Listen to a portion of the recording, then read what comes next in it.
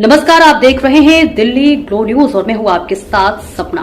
चलिए रुक कर लेते हैं आज की बड़ी खबरों की ओर। जिन तथ्यों प्रमाणों के साथ राहुल गांधी जी ने हरियाणा में जिस व्यापक स्तर पर चुनाव आयोग ने भाजपा से मिलीभगत करके मतदाता सूची में हेरफेर करने का काम किया है, जिससे चुनाव के नतीजों को प्रभावित करने का जो काम किया है, जिस प्रामाणिकता से सारी बातें रखी गई हैं, ये साबित हो गया है कि ज्ञानेश कुमार मुख्य चुनाव आयुक्त नहीं, भाजपा के मुख्य पन्ना प्रमुख के रूप में भाजपा की मदद कर रहे हैं। निष्पक्ष चुनाव हुए नहीं, ना हरियाणा में ना देश के बाकी हिस्सों में जहां भाजपा को कहीं चुनौती मिलती है तो भाजपा इन हथकंडों को अपनाने का कार्य करती है।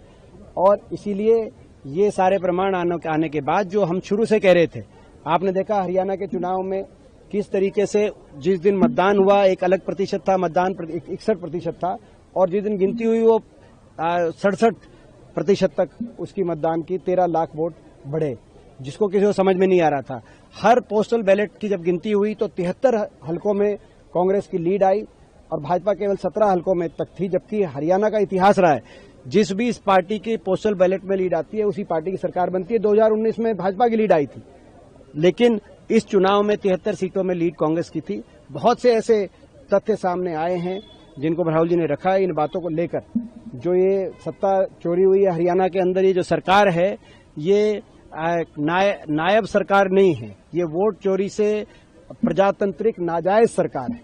और इसीलिए हम लड़ाई लड़ेंगे, सड़कों पे आएंगे। केवल हरियाणा का विषय नहीं है, ये देश का विषय है। देश में प्रजातंत्र को दीमक की तरह भाजपा खा रही है। प्रजातंत्र को बचाने के लिए, संविधान को बचाने के लिए हम लड़ाई लड़ेंगे, जिसके लिए विस्तृत कार्यक्रम हमने चर्चा के बाद तय किया है। हर जिले के अंदर प्रदर्शन किए जाएंगे, प्रदर्शन के बाद ज्ञापन दिए जाएंगे। पहला चरण हमारा ये रहेगा, 12 तारीख से करनाल में पहला प्रदर्शन है और हर जिले में एक से बढ़कर एक कांग्रेस के कार्यकर्ता निकलेंगे, सड़कों पर लड़ाई लड़ेंगे प्रजातंत्र संविधान को बचाने के लिए।